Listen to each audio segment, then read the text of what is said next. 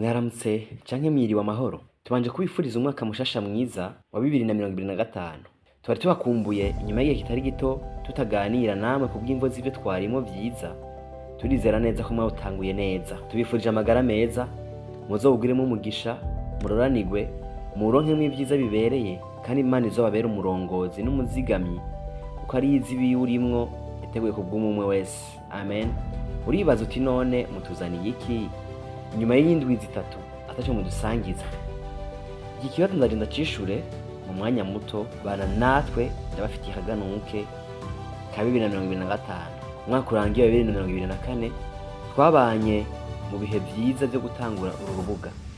Vyari vyoroshe ariko vyarakunze. Imana yadushoboje, namwe mwarahabaye. Ndabibashimiye mwebwe mwese mukomeza kubana natwe, namwe muvyishimiye mikomera amashi. Hatari mwebwe twebwe muri umugisha, umuryango mwiza udutuma twama dukora, twiga, turondera ivyo bafasha kugira tubandanye gukura mu mpande zose nkuko twabibemereye, tunagire ivyiyumviro vyiza bihindutse. Dusome gato mu gitabo c'Abaroma 12 ku murongo wa 3 muri Bibiliya yera. N'amajambo make haravuga ngo, ndabwira umuntu wese muri mwebwe bwirijwe n'ubuntu nahawe, yoye kwifata uko atari, yamara yiyumvire yitonze nk'uko Imana yagereye umuntu wese ukwizera. Nk'uko mu mubiri umwe dufise ingingo nyinshi, kandi ingingo zose zitagira igikorwa kimwe, natwe niko turi benshi kandi turi umubiri umwe muri Kristo. Umuntu wese ni urugingo rwa mugenzi we, nuko dufise ingabire zitandukana nk'uko umuntu twahawe butandukana. Namba twarahawe kuvugishwa n'Imana, tuvugishwe nayo uko kwizera kwacu kungana. Canke namba twarahawe igikorwa cyo mw'ishengero, tugishishikare, canke uwigisha ashishikare kwigisha, canke uhanura ashishikare guhanura. Ugira ubuntu abugire atakinubwe, uganza aganzanye umwete, ugira imbabazi azigire anezerewe. Amen. Mwumva agaciro kumwe wese rero hano. Imana yaduhaye ingabire, ibikorwa bitandukanye, umwe wese ico yahawe n'ico yahamagariwe akibere maso. Wewe uri hano wumviriza, yaguhamagariye iki? Kirabe hama wishure. Akaba atacuzi uyu mwaka wimenye ico uri kugira, ntukomeze kwifata uko utari. Turi benshi nivyo, ariko ngo dukwiye kuba umwe muri Kristo. Dushigikirane, duhanurane, twigishanye, dushobozanye gutera intambuko imbere mu vyiza, kugira bikomeze kumenyekana ko turi n'ubumwe, dufitaniye urukundo. Ivyo ababibonye ntibibasiga uko bibasanze. Tugiriranire urukundo. Tubibutse ko iyi ari Femi TV, chaîne yanyu, chaîne yacu. Ukaba uri mushasha, tuguhaye ikaze. Devise yacu tuzoyigaruka ko uyu mwaka, kandi tuzoyikorera ko muvyo tubashikiriza. Abo turi kumwe buri munsi muzobimenyeshwa hageze mwitege bishasha.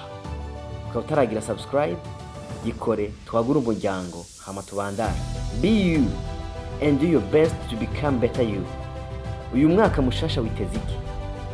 Ni giki ugiye gukora kugira ukubera umwaka utandukanye n'iyindi wabayemo? Nizihe objectif wihaye ugomba gushikako kugira uzorangire ufise ivyo ukorera ko evaluation. Nturondere kuba nka naka wundi, ntiwifuze gukora ivyo ubonye uwundi ariko arakora bikamukundira. Oya, ba wewe hamukorana umwete ico ushoboye kugira ugere ku rugezo uba wewe nyawe wishimira. Nico civugo cacu ko datahura ururimi rw'icongereza. 2025 ikizobutandukanya n'iyindi myaka sivyo bakwifurije canke wifuza kubukoramo, hubwo nico witeguriye gukora, nico uri kurakora already, kuko uno munsi tumaze kuwukoramo imisi ishika kuri 17. Umunsi urenganye ugaruka. Turazi ko umunsi wose ufise ivyawe.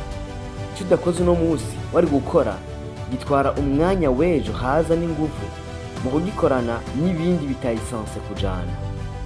Uyu mwaka itegurire gutangura ikintu gishasha, ufate ingamba shasha.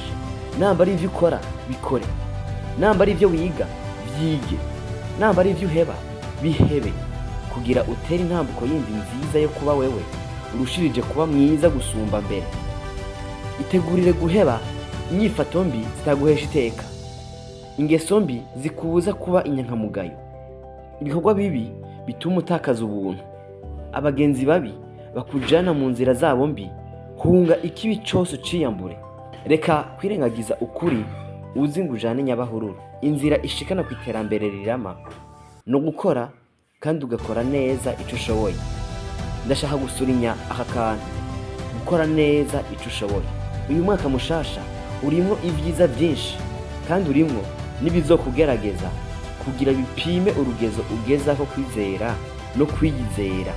Uzogera aho witeze kugera cyangwa harenze, ariko ivyo utiteze byo ntabizobona, kuko naho vyoshika ntuzomenya ko vyabaye. Tugeze hano no munsi tubandanye kubana. Ndagutumiriye gusubiramo iyi podcast neza itanga uyu mwaka. Hama muri commentaire utubwire icyagukozeko cyangwa cyagufashije. Au revoir.